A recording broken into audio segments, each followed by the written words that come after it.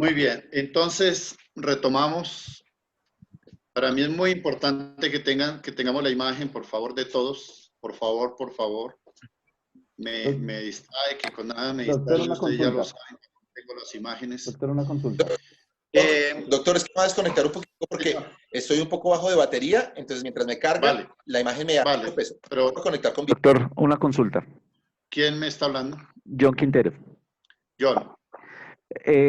¿En qué momento en Occidente, en Estados Unidos, se toman el derecho anglosajón y nosotros tomamos partidas diferentes? A ver, esa es una pregunta muy, muy compleja. Es una pregunta muy, muy compleja para responder de manera precisa en qué momento. Ahí nosotros, hay dos grandes, vamos a hacer un pequeño paréntesis para esa pregunta. ¿Cómo me gustaría estar de manera presencial para poder dedicarle más tiempo a estas cosas?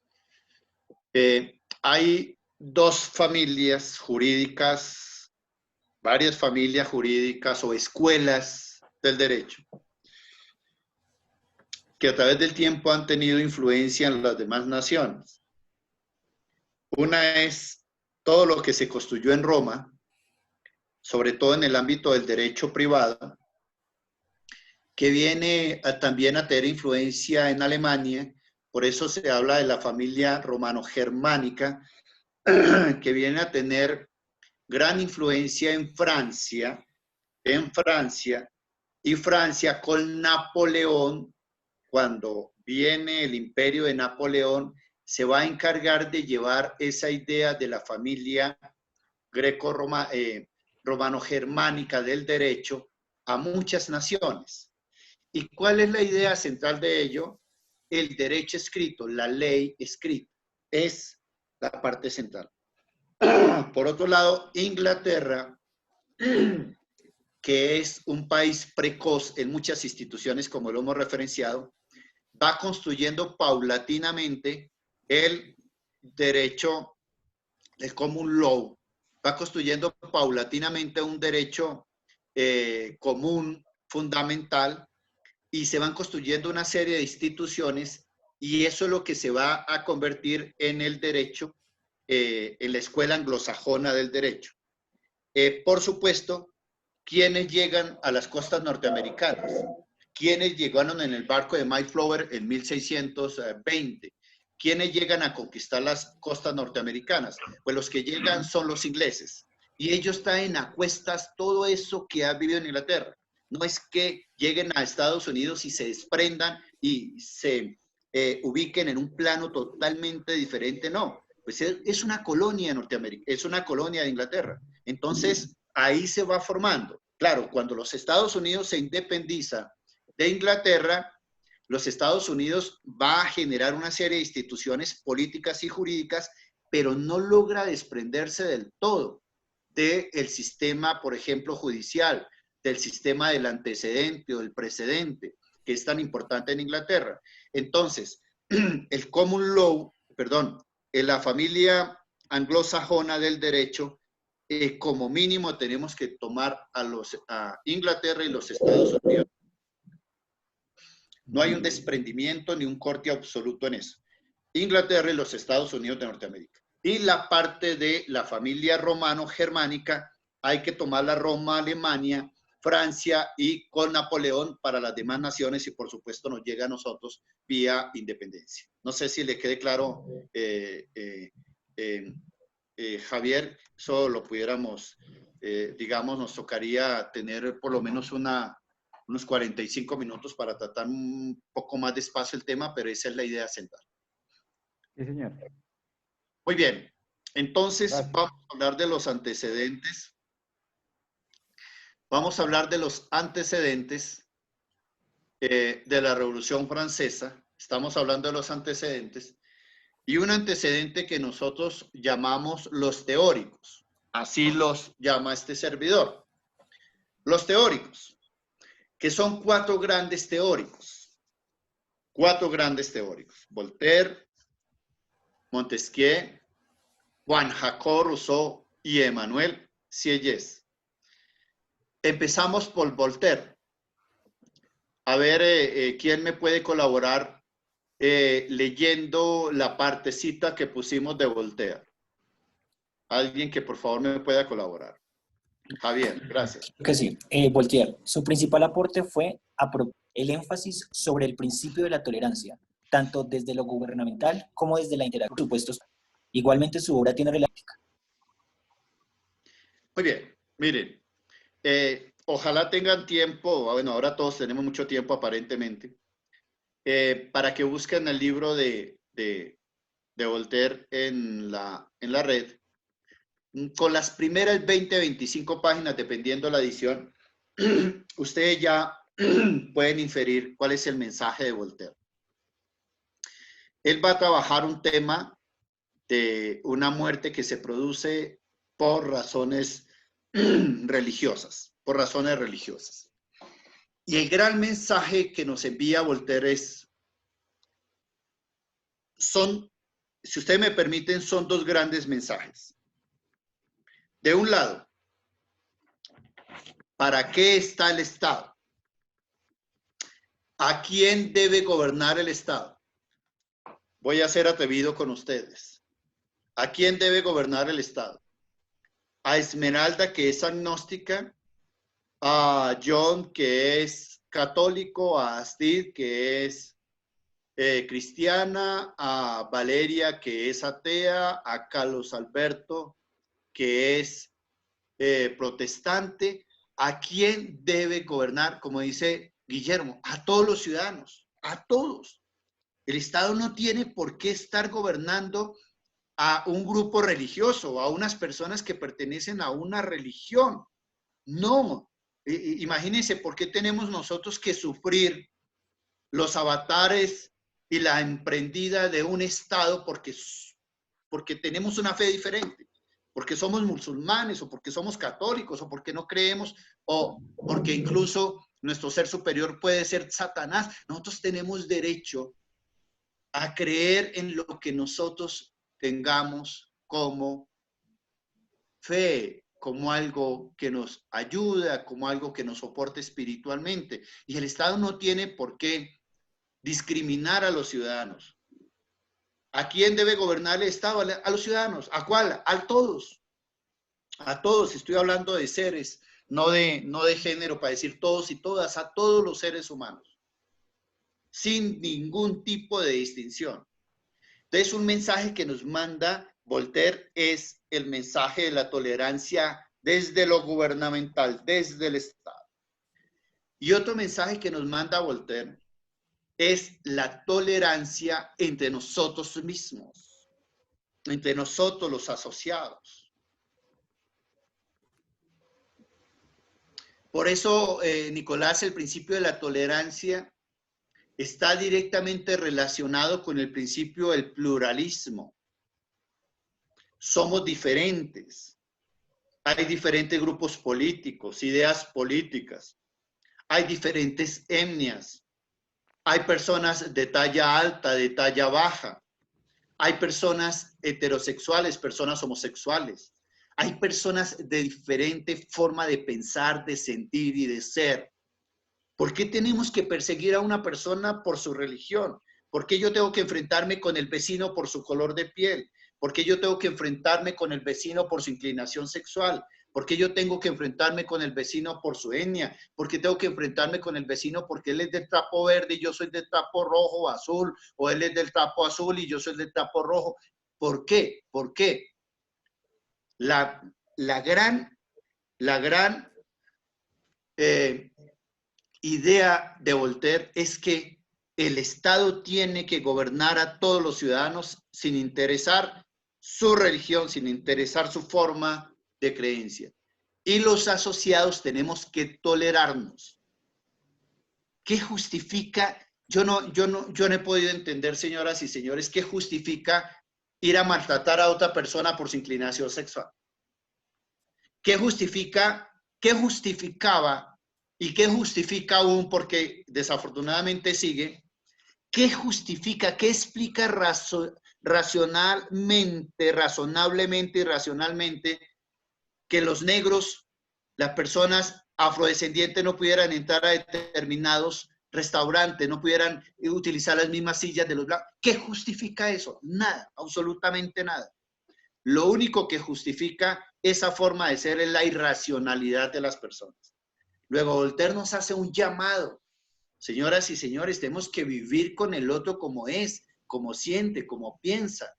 Tenemos que pensar que la morada llamada tierra no es para unos y el Estado no es para esos, sino que la morada tierra es para todos y el Estado es para todos. Ese es el gran mensaje que nos envía Voltaire, que ojalá lo estuviéramos releyendo, leyendo, repitiendo a través de la historia, porque hoy en día, no obstante siglo XXI, siguen algunos procesos discriminatorios, los observamos en diferentes dimensiones y eso da pena que en pleno siglo XXI vivamos y pensemos de esa manera.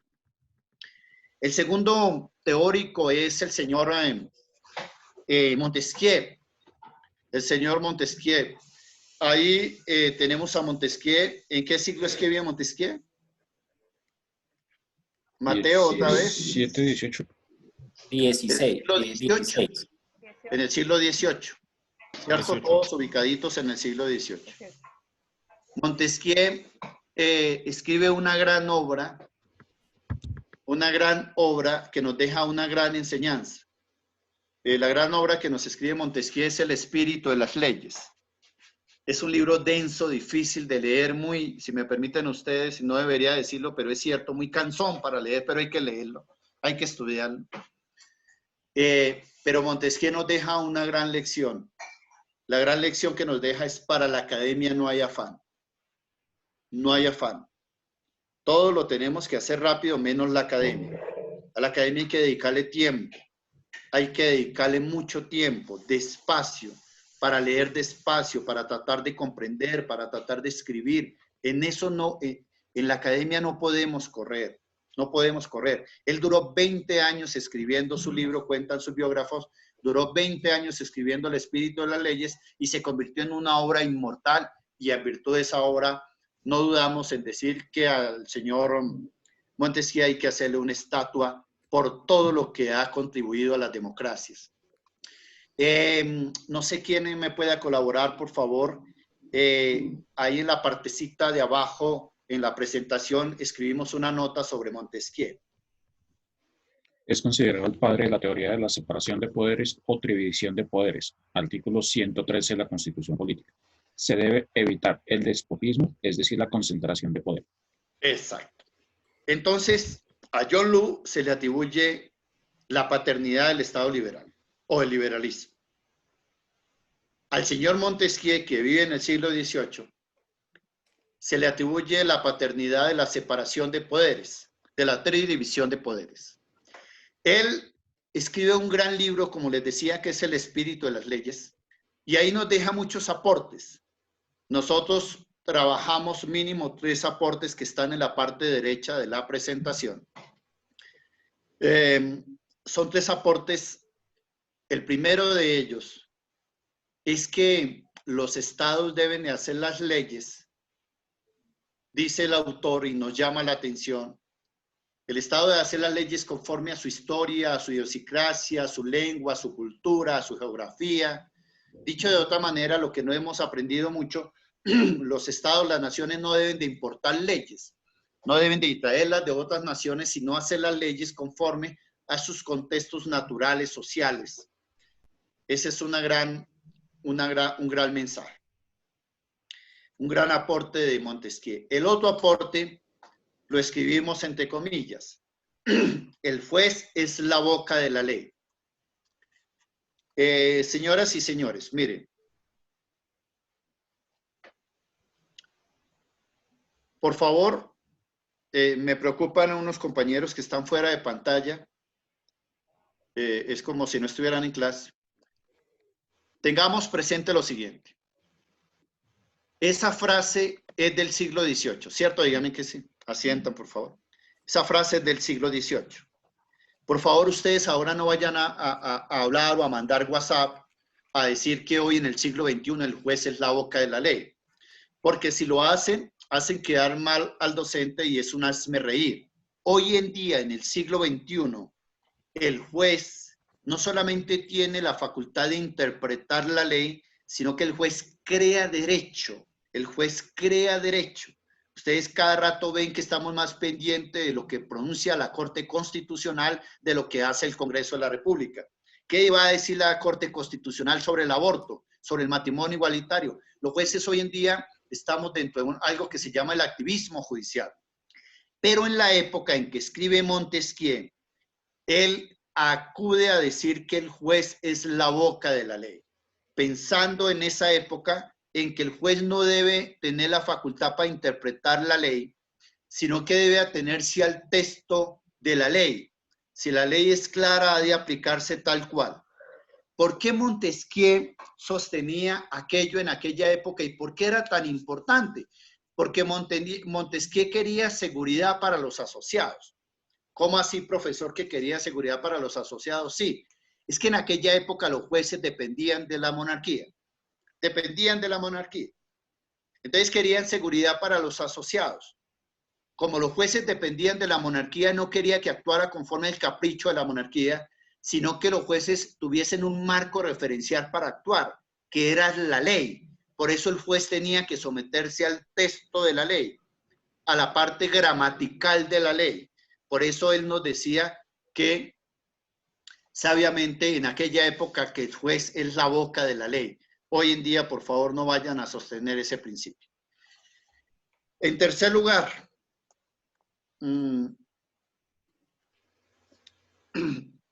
vamos a hacer un ejercicio. Por favor, todos tengan ahí la Constitución. Vamos a hacer un ejercicio. Vamos a llevar a cabo un tratado internacional. Entonces, ese tratado internacional lo vamos a llevar a cabo, lo vamos a realizar con Corea del Sur. Y ese tratado internacional con Corea del Sur tiene que ser para que nos sirva, por supuesto. Ese tratado internacional con Corea del Sur, ya esto lo vamos a relacionar con el tercer aporte de Montesquieu. Ese tratado internacional con Corea del Sur lo vamos a hacer porque resulta que parece ser que Corea del Sur está muy avanzado tanto en educación como en salud. Parece ser que nos puede dar un importante soporte a nosotros, sobre todo en salud, si vienen a aparecer otras epidemias. Ellos parece ser que han sido muy elocuentes, muy diligentes, muy eficaces en esta dificultad que el mundo está viviendo.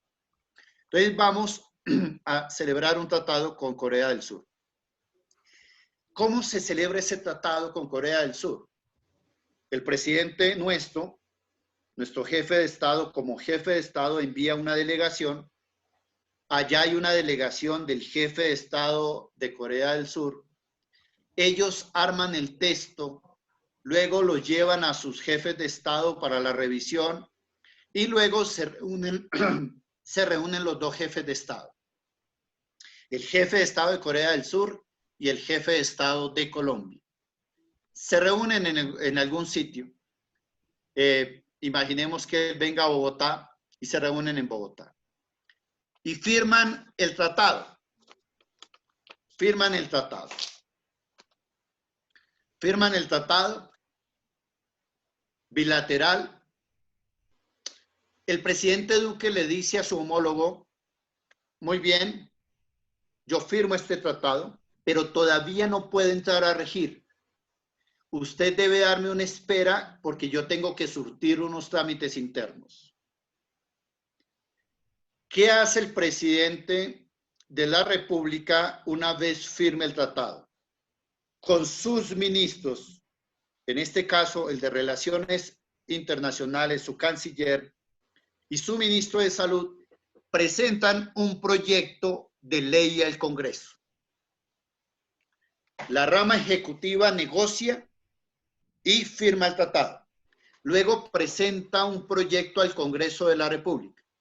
El Congreso de la República es el legislativo.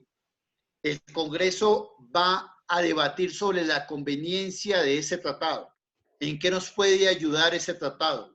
¿Cuál es la contraprestación que no sea nociva para Colombia? El Congreso expide una ley aprobatoria de ese tratado. El presidente de la República tiene entonces el tratado y tiene entonces la ley.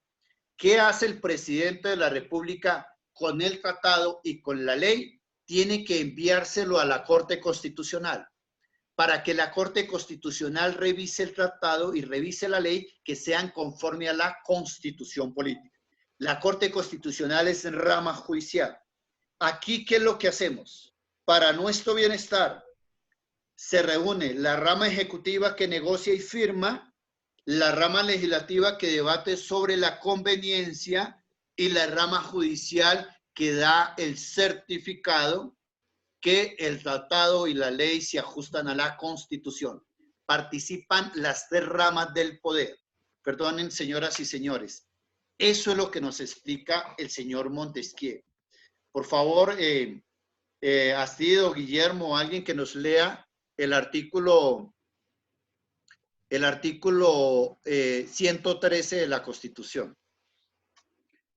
Artículo 113. Son ramas del poder público la legislativa, la ejecutiva y la judicial. Además de los órganos que las integran, existen otros autónomos e independientes para el cumplimiento de las demás funciones del Estado. Los diferentes órganos del Estado tienen funciones separadas, pero colaboran armónicamente para la realización de sus funciones. Muy bien. Otra vez, ¿quién lo lee? A ver, Javier, si nos lo lee, por favor, de nuevo. Son ramas del poder público, la legislativa, la ejecutiva y la judicial. Además Perdone, de los órganos... un pequeño paréntesis. Sí. A lo mejor ya lo hicimos en clase, pero es bueno ratificarlo. Es elemental, pero es importante. A veces uno se confunde porque a veces habla de poderes o de ramas del poder. Era que en alguna época se hablaba de poderes, el poder legislativo, el poder ejecutivo y el poder judicial. Ya hoy en día está supremamente decantado que el poder es uno solo. El poder público o el poder político es uno solo. Lo que pasa es que para funcionar, para evitar la arbitrariedad, se divide en tres ramas. Mínimo. Hay otros estados que dividen el poder en más ramas. Rama legislativa, rama ejecutiva y rama judicial. Ahora sí, por favor, Camilo o Javier, por favor, para que lean otra vez el artículo 113. Artículo 113. Son ramas del poder público la legislativa, la ejecutiva y la judicial.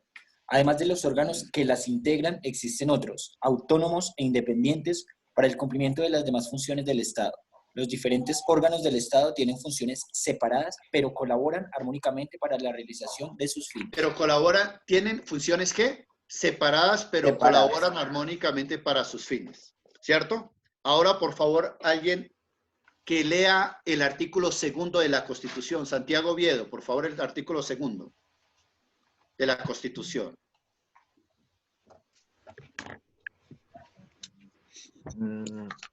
Son fines esenciales del Estado, servir a la comunidad, promover la prosperidad general y garantizar la efectividad de los principios. Hasta ahí, Santiago. Hasta ahí. Fíjese que allá en el 113 nos dice que las ramas del poder y los demás órganos son autónomos e independientes, pero deben colaborar armónicamente para el cumplimiento de los fines esenciales del Estado. Ahora, ¿quién me puede colaborar con la lectura del artículo 241, numeral 10?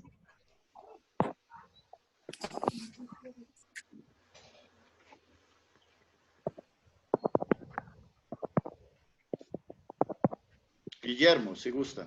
Sí, señora, señor, ya lo estoy buscando, perdón. Gracias. 241. Vale. Numeral 10.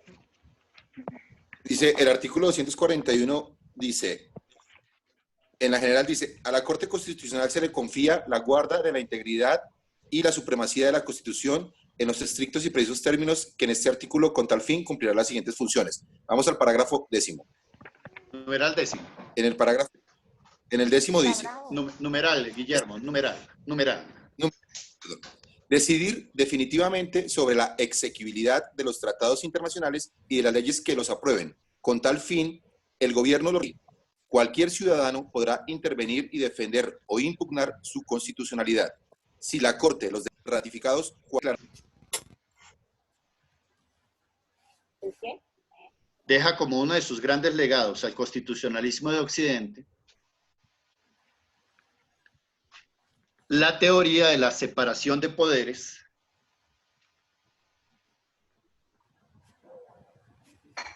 también conocida como pesos y contrapesos, o frenos y contrafrenos.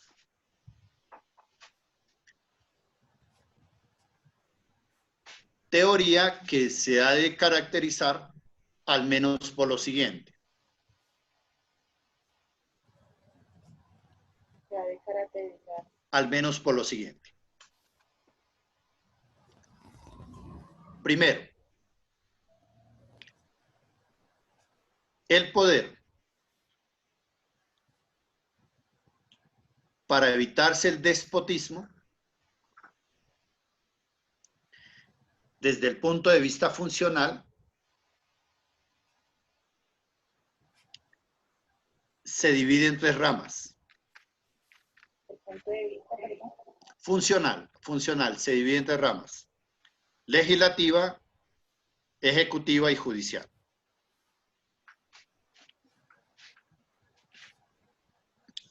Segundo, cada rama tiene sus propias funciones y competencias.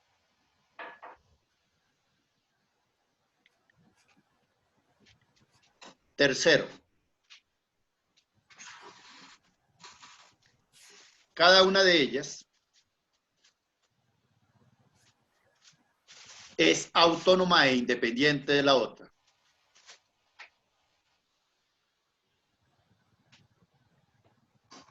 Cuarto, ninguna de las ramas debe tener más poder que la otra.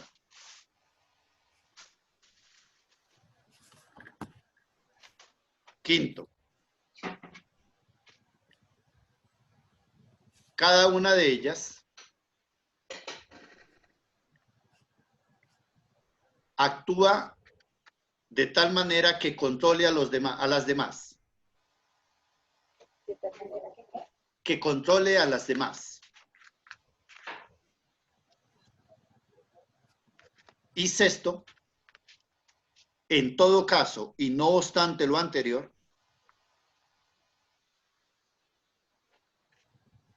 deben trabajar armónicamente para el cumplimiento de los fines esenciales del Estado. perdón, ¿me puedo repetir? Deben trabajar armónicamente para el cumplimiento de los fines esenciales del Estado.